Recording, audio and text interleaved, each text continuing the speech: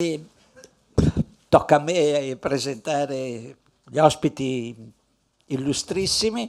Non sono bravo a fare queste presentazioni. Damereo è una grande persona, siamo diventati amici, ma non perché è celebrata positivamente o negativamente nelle televisioni o sui giornali, eccetera. Perché dalla prima volta che l'ho incontrata proprio qui, lei era all'angolino di là, io ero vicino, ho capito che lei è interprete di questa possibilità, che è quella del cambiamento che vede il soggetto umano, no, posto come riferimento, ecco, della nostra opera e del nostro impegno. Poi c'ha tutti i titoli scientifici cosiddetti, voi sapete, laureata in medicina e chirurgia, diplomata in medicina olistica all'Università di Urbino, sempre a Urbino diplomata in grafologia, eccetera. Quindi ha tutte le credenziali, no? Per poter essere riconosciuta. Certo, è anche un'eretica che sta portando avanti un nuovo pensiero che però si alimenta di un'antica saggezza. Lei parla di terapia verbale. E che qui mi è venuta in mente, sempre da laico, un'immagine delle scritture, delle sacre scritture. Questo Messia, questo Salvatore che sta parlando al suo prossimo, e una persona in carrozzella, oggi si direbbe, no? Gli si avvicina da dietro, tocca le sue vesti e il Cristo si gira e dice: alzati, la tua fede ti ha salvato. La fede, che cos'è la fede? Se non quello che la parola trasmette, no? E ti permette di accedere. Quindi la terapia verbale di cui è protagonista la dottoressa Mereu è una cosa fondamentale. D'altronde Freud ha usato questa come modalità, no? Di portare il soggetto umano a trasformarsi, e trasformandosi il soggetto si trasforma anche il terapeuta. Grazie.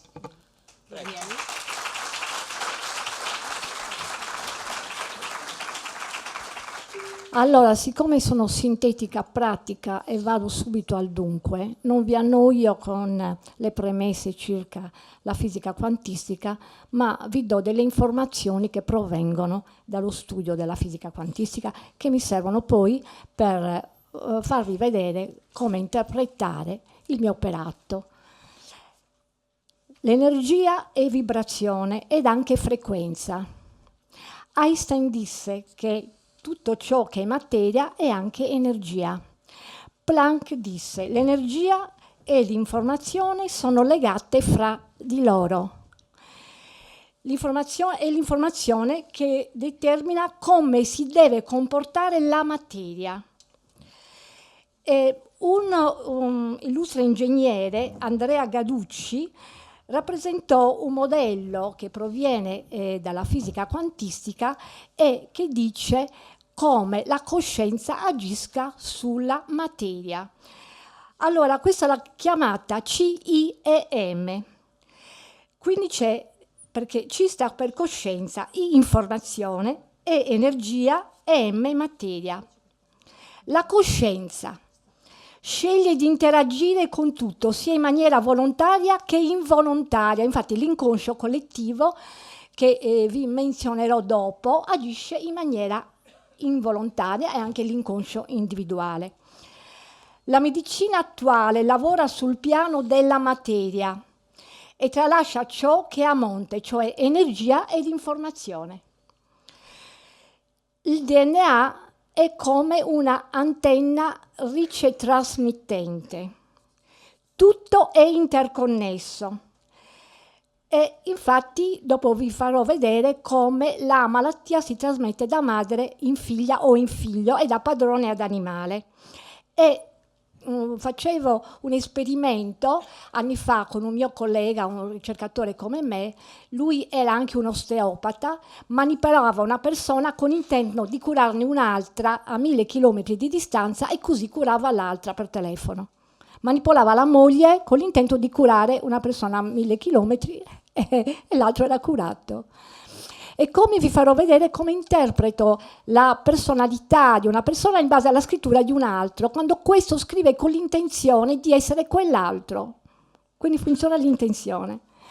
Di questi testi io mi avvalgo quando la moglie si lamenta del marito, ma il marito non c'è, allora faccio scrivere la moglie e gli dico pensi di essere il marito e interpreto dalla grafia della moglie la personalità del marito, perché tutti siamo interconnessi.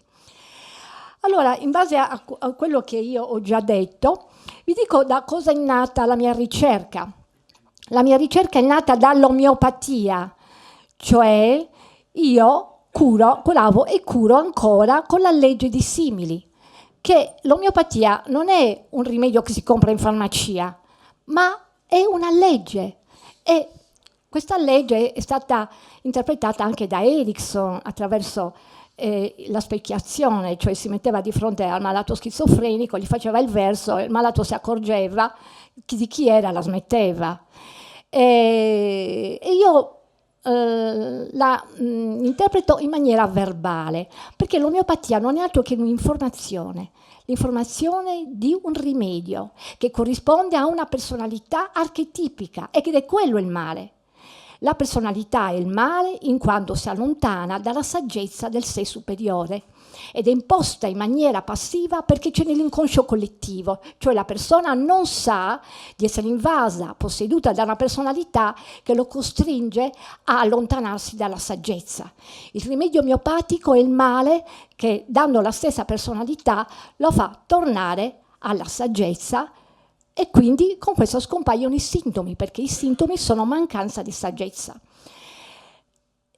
Bach, che era un omeopata, ha ripreso il concetto della personalità, ma l'ha trasferito all'uso dei fiori, perché praticamente ha detto, ma se questa è una personalità, come faccio a cambiargli la personalità? Gliela cambio con i fiori, perché con i fiori è molto più facile. E inoltre i fiori se li possono preparare tutti. Se un domani il potere non permettesse più di preparare industrialmente l'omeopatia, non può non permettere non può impedire di usare i fiori. Ciascuno se li può comprare, preparare in una bacinella d'acqua al sole, raccoglie le vibrazioni e qua c'è l'informazione del fiore. È sempre una terapia, quella di Bach, informativa. Quindi, dopo 10 anni di professione come omeopata unicista, ho detto, ma se l'omeopatia è un'informazione, io glielo posso dare anche in maniera verbale. E in maniera verbale data, io posso avanzare anche nella terapia, nel senso che posso rendere edotto il paziente attraverso il feedback che mi dà, cioè la guarigione, il miglioramento dei sintomi dopo la mia informazione verbale, che lui ha un legame mente-corpo e questa relazione la stabilisce in maniera attiva, lo rendo quindi responsabile della sua malattia. Ecco il passaggio che io ho fatto, molto importante, dalla somministrazione passiva del rimedio omeopatico alla somministrazione della terapia verbale, dove il paziente reagisce in maniera attiva.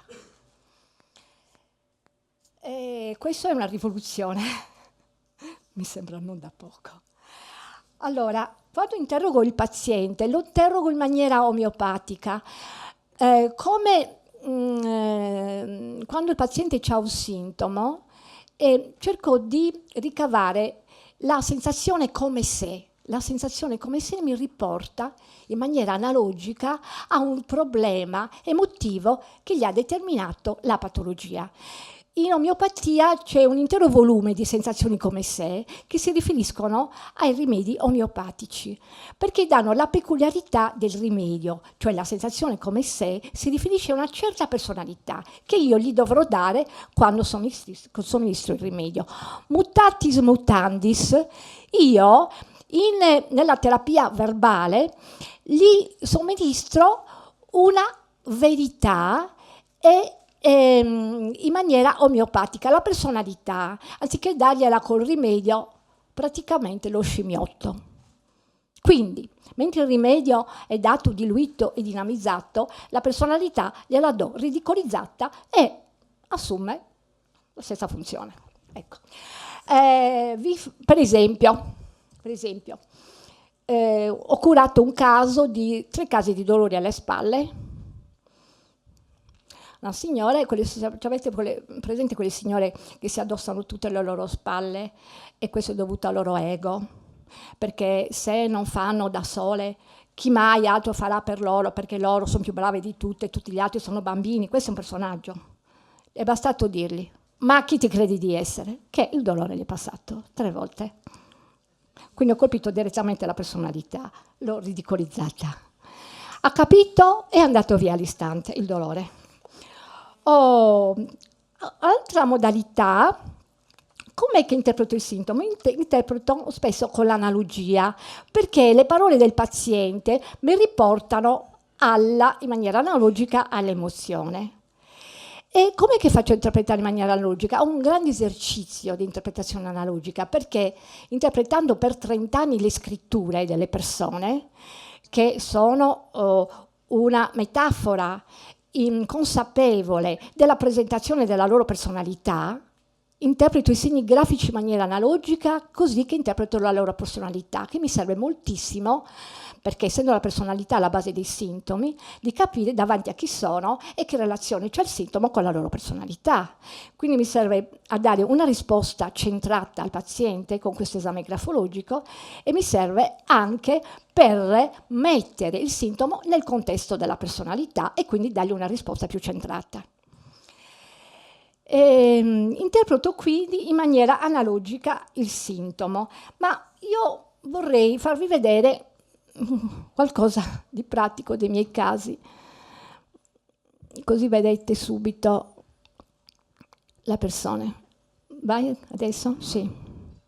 Questa è una paresi del facciale, l'ultimo caso curato è un medico. Video della quinta B. Sono un mostro, anche perché non mi truccano, non mi pettino. Vi auguro un buon corso. Fatemi un piccolo riassunto e poi me lo mandate. Ciao! Vedete? Paresi del facciale, lo vedete spostata a destra. Mi contatta per Facebook, manco gli ho parlato, gli ho detto l'espressione. Video della quinta B. No, Sono spendi. un mostro, anche perché non mi truccano, non mi pettino. Vai all'altro. No, vai all'altro. Vi auguro un buon corso. Fatemi un piccolo riassunto e poi me lo mandate. Ciao! Sclerando. Adesso sto curando il computer, infatti, vedete? No, siamo tutti interconnessi, la materia, energia com'è, e quindi parlo anche al computer. Infatti sono delle terapie che le mie amiche... No, sclerando. Vi auguro un buon corso. Fatemi un piccolo riassunto. Non va avanti? Sclerando. Perché nel mio gruppo, qua c'è materia per le iene, però se parlo. Nel mio gruppo, perché le iene non capiscono niente. Allora, quindi se qualcuno vuole, qua può infierire. Si curano anche gli elettrodomestici, perché la materia è sempre materia, sia che sia vivente, sia che sia considerata inerte. Quindi, dando l'informazione alla materia, pare che funzioni anche la materia. Allora, stavo dicendo, l'ho curato con ci hai perso la faccia. Da cosa l'ho visto? Alla faccia di una donna borghese. Quindi la personalità incide sul fatto che qualcosa gli era successo, la persona borghese non sopporta che gli venga sporcata l'immagine, e quindi doveva essere successo qualcosa che le ha fatto perdere la faccia. Infatti, per una questione di eredità è dovuta andare in tribunale, e lei di una famiglia molto, molto in vista di Genova, ed è un medico questo, questo in più dei fiori, e dopo un mese non aveva più niente. Fai vedere? Sì. Sono la dottoressa Paola Filippa, sono un medico, autorizzo la collega dottoressa Mireu Gabriella a pubblicare questo mio video in qualsiasi sede. Il 6 di ottobre mi sono svegliata con un emiparesi sinistra da paralisi appunto del settimo periferica. Ho chiamato la collega, la dottoressa Mereu, che mi ha dato 2 fiori di Bach, perché io spiegai a lei che ho una situazione col fratello di litigio, e spiegando la dottoressa mi ha detto che io andavo a perderci la faccia. Oggi 6 novembre del 2016, quindi a 30 giorni io sono così. Riesco a chiudere l'occhio, riesco a chiudere gli occhi e non ho più questa paralisi del facciale periferica. E sono strabiliata perché sono un medico e mi approccio adesso anch'io ad approfondire queste tematiche della terapia verbale.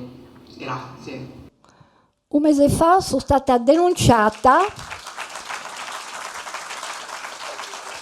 Un mese fa sono stata denunciata dall'Ordine dei Medici di Torino per abuso della credibilità popolare, e questo è un medico guarito, cioè ha mollato subito il cortisone, non gliel'ho detto io, ma lei è un medico, può fare quello che vuole, ed è guarita solamente con un messaggio.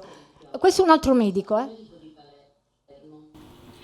Autorizzo la dottoressa Mereu a pubblicare questa mia dichiarazione. Io sono stata operata per un cancro al seno nel dicembre del 2008 e non ho fatto chemioterapia. Adesso siamo nel 2016, sono passati 8 anni, credo di essere veramente fuori da tutta questa situazione, anche perché io credo che un percorso di consapevolezza sia molto più importante del sottomettersi a quelle che sono le direttive dei medici, che non hanno nessun potere su di noi, assolutamente. La responsabilità della malattia e della guarigione è tutta nostra. Auguri a chi seguirà questo mio esempio senza alcuna paura del dopo, perché la cosa principale quando ci si ammala è proprio di affrontare la propria paura e di riconoscere che è quella che ci fa più male. Benissimo. Questo è un medico che non rischia di essere irradiata, che si parla così perché è in pensione. Allora, vai avanti. Dov'è? Sì, ma di solito parla, guarda questo.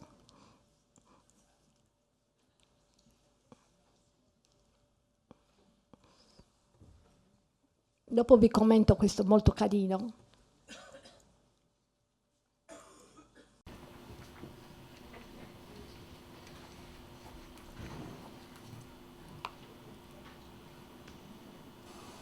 Buongiorno, mi chiamo Maria Cristina Sagnia e sono un medico. Mando questa testimonianza per una guarigione da me ricevuta con la terapia verbale dalla dottoressa Mereu. Autorizzo la dottoressa Mereu a divulgare questo mio video in tutte le sedi che riterrà necessarie. Allora, ho avuto una bruttissima eruzione alla palpebra destra, in alto e anche in basso, anche leggermente a sinistra. Ho fatto i test allergici e sono risultata allergica all'oro tiocolato. Cioè sono arrivata al cortisone, ho usato forti dosi di cortisone per via locale, ma non è cambiato niente. Per caso ho incontrato in aereo la dottoressa Mereu, alla quale ho raccontato questo episodio, che ero allergica all'oro e non sapevo come fare. Allora lei ha interpretato il mio modo di parlare, allergica all'oro, come un'allergia sia ai miei parenti, infatti avevo un problema con l'oro proprio, e sia un problema patrimoniale che era legato a una discussione per una questione di soldi. Dopo circa una settimana i sintomi sono passati completamente e sono guarita a tutt'oggi, sono passati 5 anni.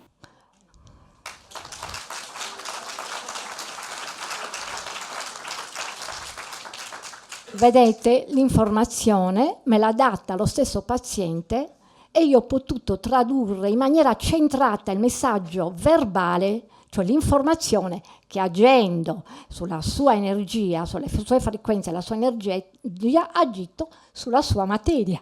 Questa è la medicina del futuro. Quindi, che cosa ho fatto? Ho fatto un gioco di parole. E perché ho fatto un gioco di parole? Perché lo so che sono sempre i parenti che fanno venire le malattie. Quindi qua si tratta sempre delle solite storie. Quando lei mi diceva che era allergica a loro, sapevo che era allergica a loro, ai suoi parenti. E quindi l'ho tradotto, per me è banale, e gli è passato tutto. Allora, questo con gioco di parole. Altre volte io faccio questa traduzione con gioco di parole, mi diverto tanto. Guarda, fai questo. Sentivo un tic da diversi mesi nell'orecchio sinistro. Facendo così. La dottoressa Mereu mi ha detto che stavo mimando un salvadanaio. Dopo un mese il sintomo mi è passato. Prova di farlo, che molta gente non si Avevo il capisce. pensiero fisso che dovevo risparmiare. Sentivo un tic da diversi mesi nell'orecchio sinistro.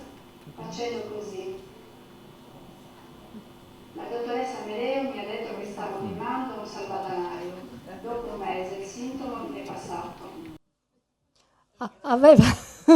Aveva il pensiero fisso che doveva risparmiare, sentiva un tic facendo così.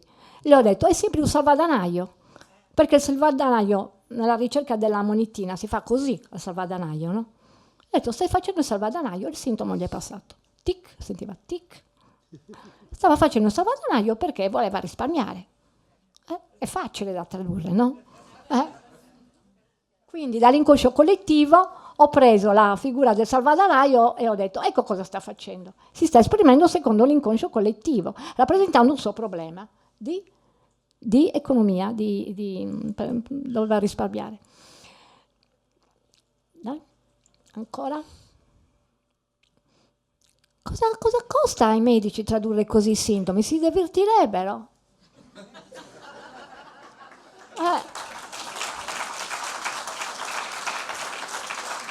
E poi i più simpatici sono i sintomi neurologici, che spessissimo non vanno via, perché molte volte basta un'informazione.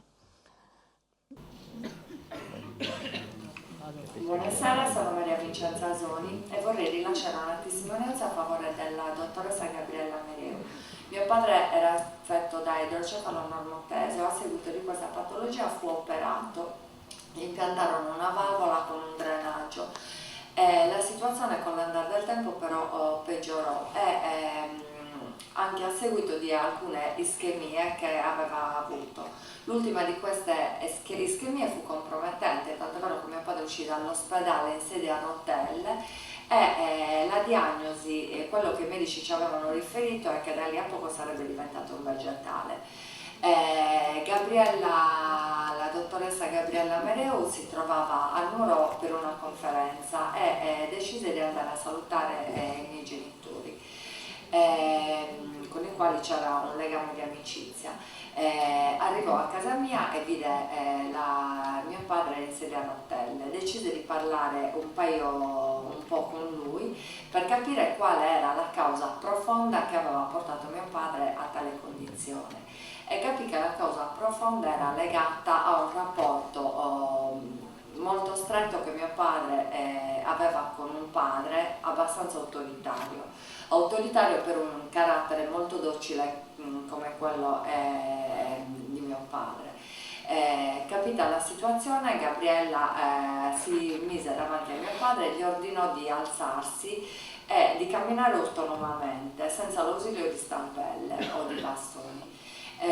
Mio padre all'inizio era titubante, era intimorito, ma poi lo fece e riuscì a camminare autonomamente per quasi 1 anno e mezzo, 2. Questa è la realtà dei fatti e per questo noi siamo molto grati alla dottoressa Gabriella Mereu per quello. Allora, in questo caso so per esperienza che estrapolando la figura del padre dalla mia esperienza con i pazienti paralitici, ho capito che la figura del padre per queste persone rappresenta il limite, il permesso, il potere, la forza e la guida. Quindi, siccome io sono come il padre, perché sono l'autorità del paesello, nel paesello c'è il medico, il farmacista, il maestro, il prete, e io sono il medico, quindi sono come il padre.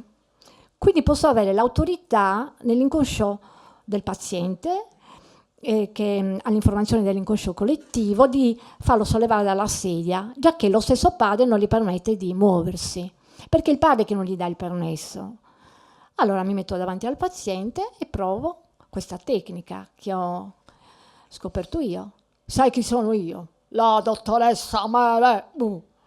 Ne so più di tuo padre? Se mi fa, sì. Allora ti do il permesso di camminare. Alzati e cammina. E in questo caso ha camminato. Naturalmente questa...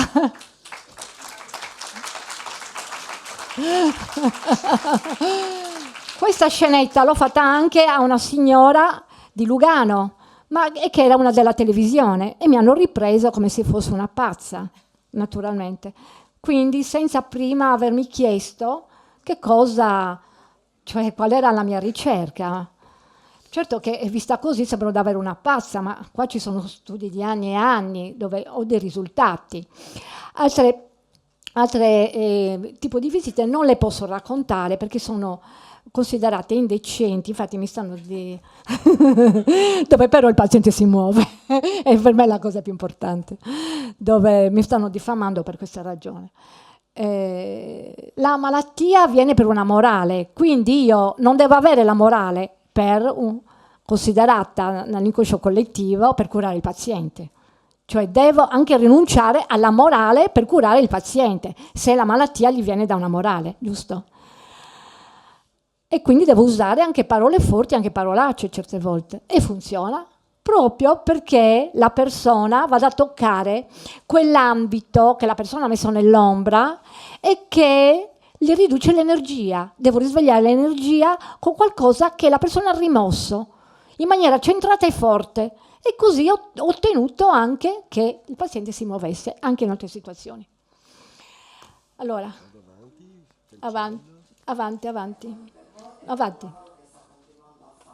Non puoi andare avanti? Quello prossimo.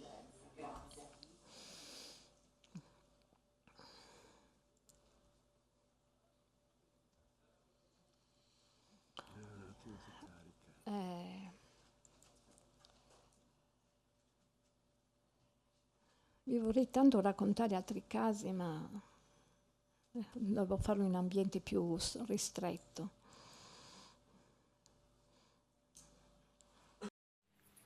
Sono Carmela, sono un'infermiera. Porto la mia testimonianza dopo aver conosciuto la dottoressa Mereu. Erano 3 mesi, dal 2010 fino a febbraio del 2011, che avevo dolori fortissimi alle gambe, con rigonfiamenti vari, edema, che non riuscivano cioè non riuscivo a guarire e mi condizionavano anche nel mondo del lavoro. Con la dottoressa Mereu lei mi ha detto che tutto questo era dovuto a un condizionamento di mio padre, quindi era anche rabbia repressa e in più l'autorità di mio padre che mi condizionava. La dottoressa Mereu ha simulato il padre e ha dovuto arrivare al punto di arrabbiarsi proprio come faceva mio padre, per portarmi poi alla regressione di questi dolori. Io nei mesi successivi, adesso siamo nel 2015, io non ho più avuto dolori alle gambe. Anche qua ho fatto il padre, perché anche qua si trattava di un impedimento del movimento. Il primo era un caso neurologico, questo era una infiammazione cronica. E quello che mi interessava a me era l'informazione che lei non si potesse muovere. Quindi ho pensato che fosse sempre dovuto al padre. Gli ho chiesto, suo padre, come se lo ricorda nella sua memoria, sempre arrabbiato. Allora gli ho fatto il padre arrabbiato, gli ho fatto, muoviti, sono tuo padre. E questa si è mossa, cioè è guarita. È guarita e si è potuta muovere. Terapia omeopatica. Il padre è il male e io gli ho fatto il padre, verbalmente. Quindi l'ho fatto da specchio rispetto alla sua memoria. Finito. Ecco qua. Adesso, per quel che mi rimane, malati venite, che vi visito.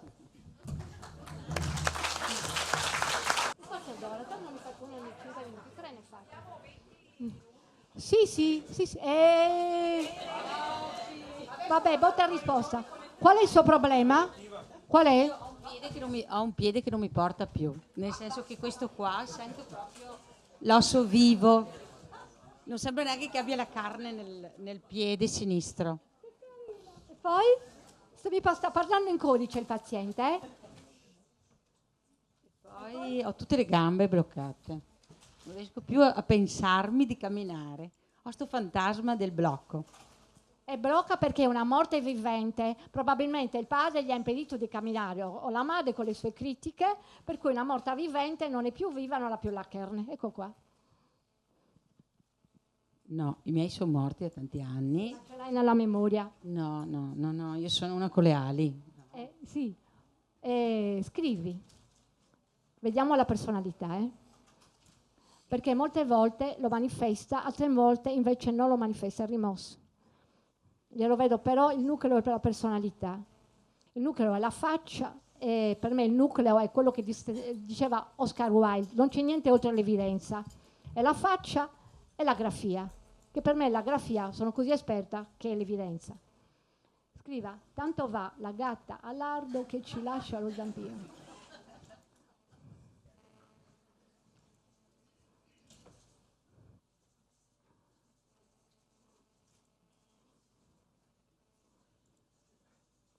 Allora, ripeta che cosa ha nel piede. Ho l'impossibilità di camminare perché sento che ho come un osso vivo sotto. E com'è questo osso vivo sotto? C'è qualcuno che le impedisce di camminare, questo è chiaro. È un osso vivo sotto. E cosa può essere un osso vivo sotto? È come se camminassi come un fakiro che cammina sulle spine. E allora sei in una situazione in cui lei è sulle spine e quindi è mobilizzata da qualcuno. Se non è il padre o la madre, è attuale. Sì, il sindaco che mi ha rubato i parcheggi non me li vuole ridare. Sì, i miei non c'entrano. Il sindaco però è come il padre, come il medico è come il padre. Quindi il sindaco ha l'autorità come il padre di impedirgli di camminare. L'ho detto anche prima, che come medico io mi presento come medico che sono come il padre. Il sindaco è anche lui nel paesello, no? E quindi nell'inconscio collettivo. Ascolti, si metta la fotografia del sindaco sotto i piedi e cammini. E si chiudi così.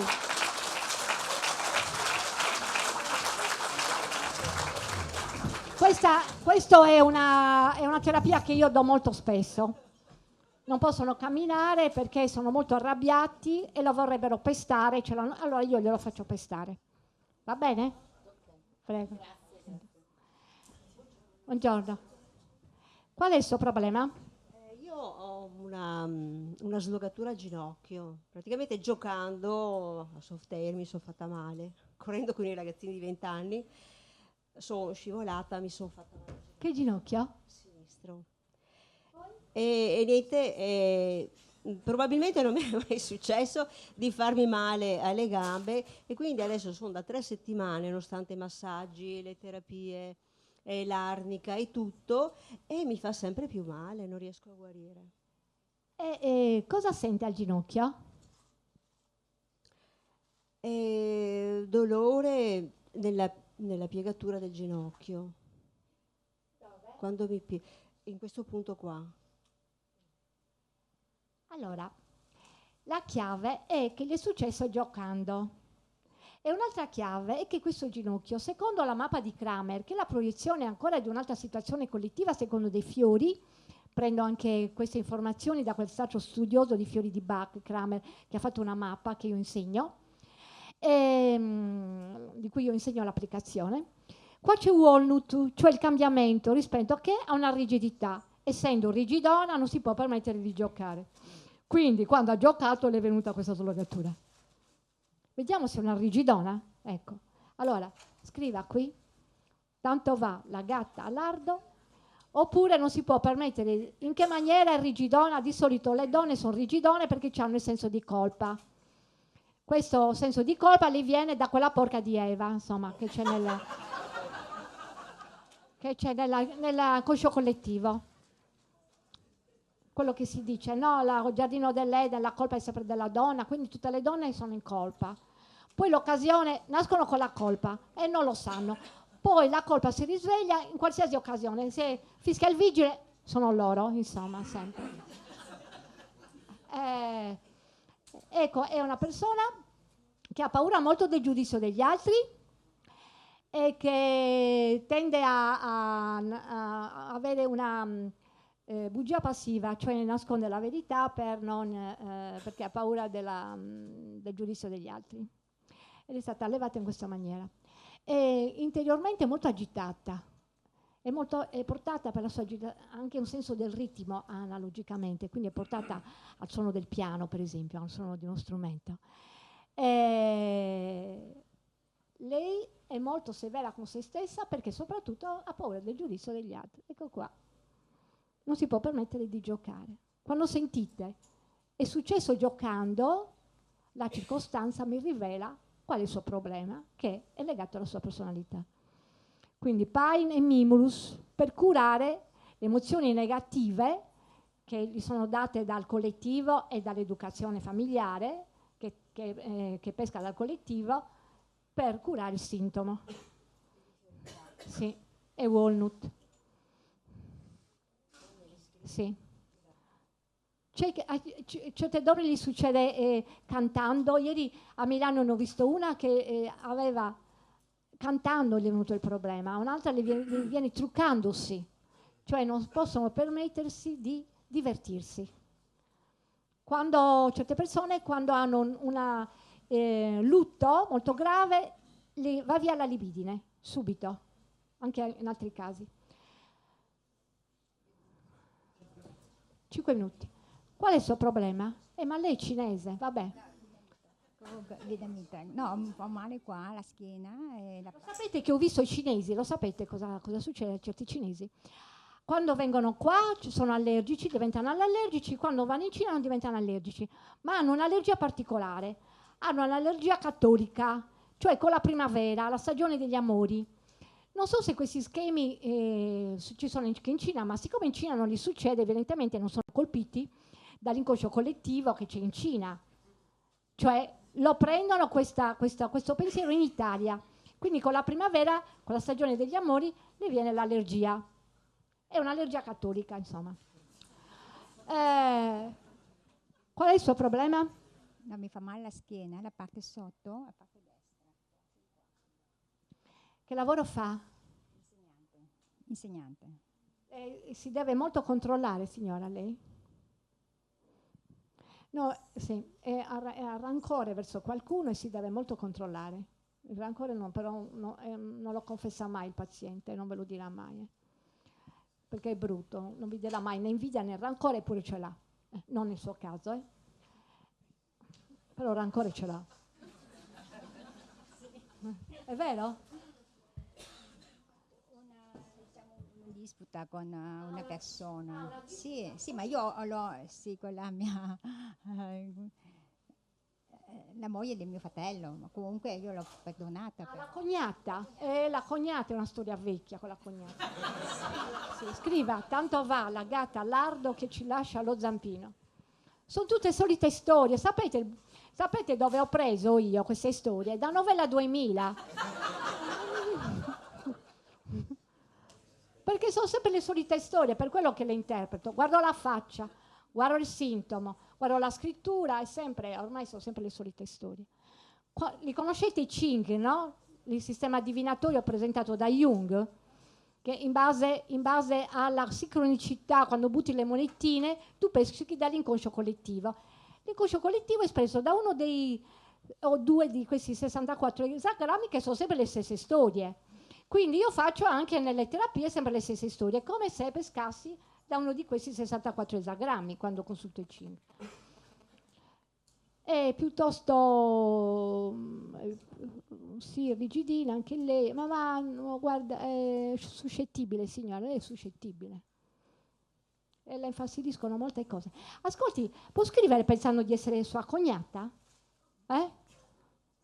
Scriva pensando di essere sua cognata. Tanto va. Lei è la cognata e adesso scrive, non imitando la scrittura della cognata. Lei pensi di essere sua cognata e scrive la stessa frase.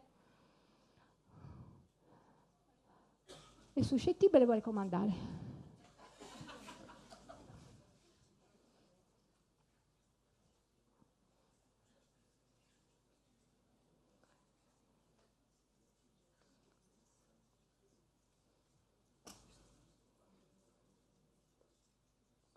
Guardate, avete notato la differenza che c'è fra questa scrittura e questa? Guardate, ve la faccio notare.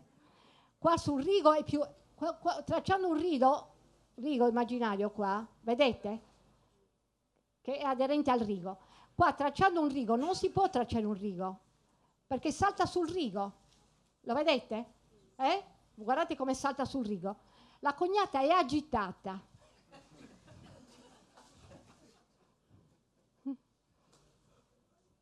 È agitata la cognata ed è una impaurita, molto paurosa e agitata. Quindi praticamente la cognata è molto emotiva. Quindi lei è suscettibile, ma l'altra è molto emotiva. Quindi si impressiona per ogni minima cosa.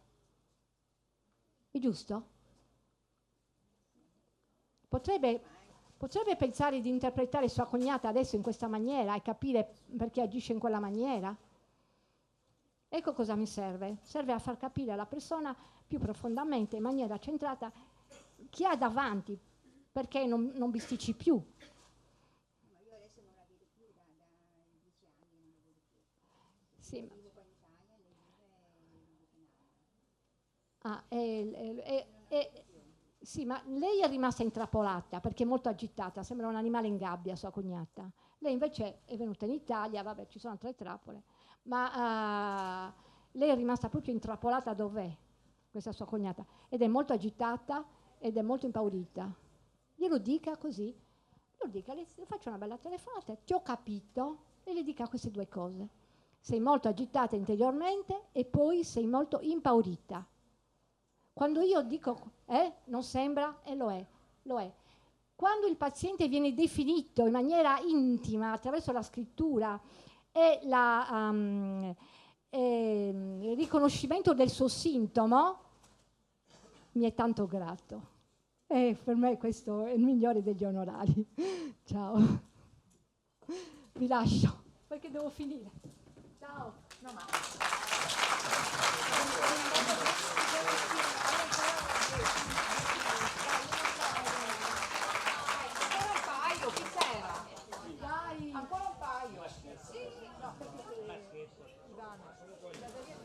Ma lei l'ho già visto io? Sì, sono stato anche da lei, un'altra volta. E perché ho il problema agli acufeni. Ho disturbo agli acufeni. No, ma sono stato una volta da lei, ma non ho superato. Se vede che non ho capito la sua lezione. Non ho capito. Mi propone gli acufeni che non ha superato. Mentre invece c'è una qua che li ha superati. Vieni, non vuol venire, si vergogna. Comunque la potete trovare nella pagina. Come mai lei ha fatto? Come mai lei è guarita e lui non è guarito? Non vuole guarire. Siccome comunque il sintomo è una proiezione di se stessi, le persone possono rimanere affezionate al sintomo, anche perché, sapendo il sintomo, dovrebbero cambiare rispetto al loro atteggiamento. Se non ha nessuna voglia di cambiare, il sintomo permane, perché il sintomo ti rende attivo rispetto al sintomo stesso, perché ti costringe ad avere una responsabilità e da qui l'evoluzione, si spera. È quello che io vorrei ottenere nelle coscienze che io esamino attraverso il sintomo, l'evoluzione, come diceva Bach. Allora, mi ripeta il sintomo? Ho un fischio costante di tutte e due le orecchie, ma un fischio molto alto, cioè un suono abbastanza elevato, cioè di vibrazione abbastanza alto proprio, non sottile, profondo. Allora, chi ci può essere di molto elevato nella sua vita che lo ossessiona tanto da essere diventato un fischio? Chi può essere il personaggio nella vita di un uomo tanto elevato? No, la madre. Non fa niente se non c'è più. Io bisticcio ancora con mia mamma che è morta 11 anni fa.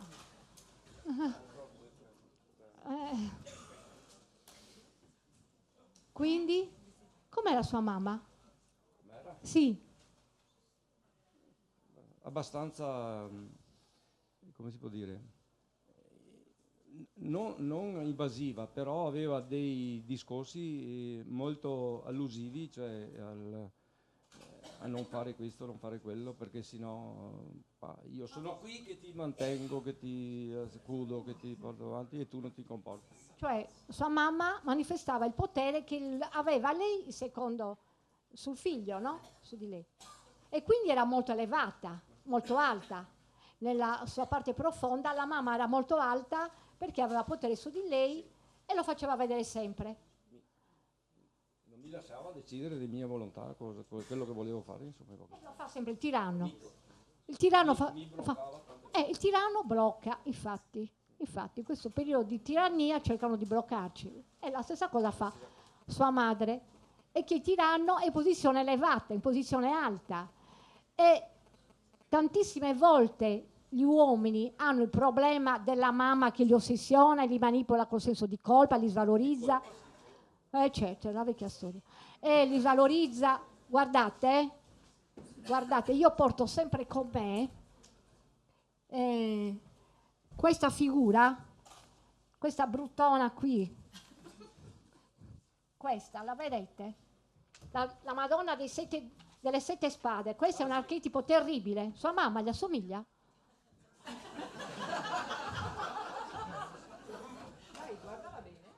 Ecco, questa per me è impossibile da curare quando mi arriva con tutti i dolori, depressa, perché è nel pieno della sua... Infatti sì, no? Vedete, questa è molto elevata, questa è al massimo della carriera. Quindi questa non la posso curare dai dolori dalla depressione, perché le toglierei l'immagine e l'archetipo che è molto potente, della sofferenza con cui manipola tutti i familiari. E poi è sempre l'ultima a morire questa, le ammazza sempre prima a lei. Quindi qua, molto elevato, potrebbe essere dato da questa figura, quando parla un uomo specialmente, perché le donne si sviluppano molto di più, le figlie femmine. E invece una madre così, col senso di colpa nei riguardi del figlio maschio, è estremamente intrappolante. Guardatevela bene. Anzi, prendetela se voi avete una mamma così, per curarla in maniera omeopatica, prendete la fotografia da Google, ce ne sono varie versioni, questa è la più brutta, però ce ne sono altre brutte. E andate da vostra madre e dite: ecco chi sei. Boh, la vuoi smettere? Le fate una terapia omeopatica. Va bene? Okay. Prego. 3 minuti. Qual è il suo problema? Sto male qua da 2 anni quasi. È un dolore che va e viene, ho fatto di tutto ma non mi hanno trovato niente. E più che soffro di dolori intercostali, che li sento di più di notte. Tutti questi dolori li sento più quando mi metto a riposo, anche di giorno, ma di notte li sento proprio di più. E cosa sente? Come sono questi dolori? A cosa assomigliano? Un dolore che un dolore a cosa assomiglia? È un dolore là fermo che lo sento magari fino a mi addormento, non so come dire a cosa assomiglia. A cosa assomiglia? Sì. Lo dica in russo. In russo sono rumena.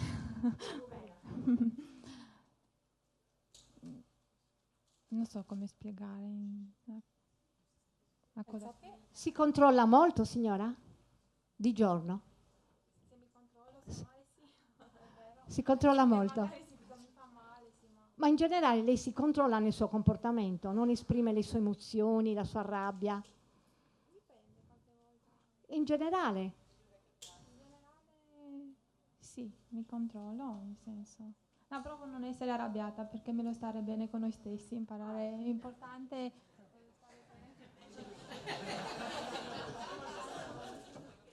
Cosa succede? Perché compaiono i sintomi di notte? Perché di giorno si controllano, di notte si liberano e i sintomi compaiono di notte.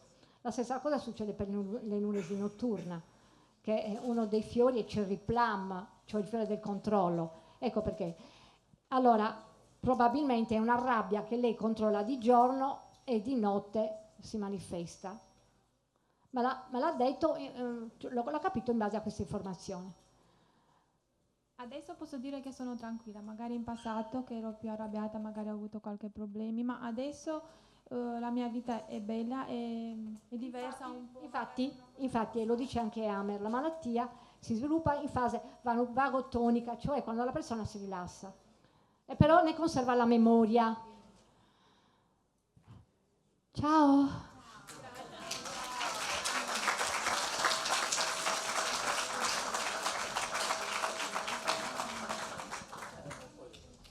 Dunque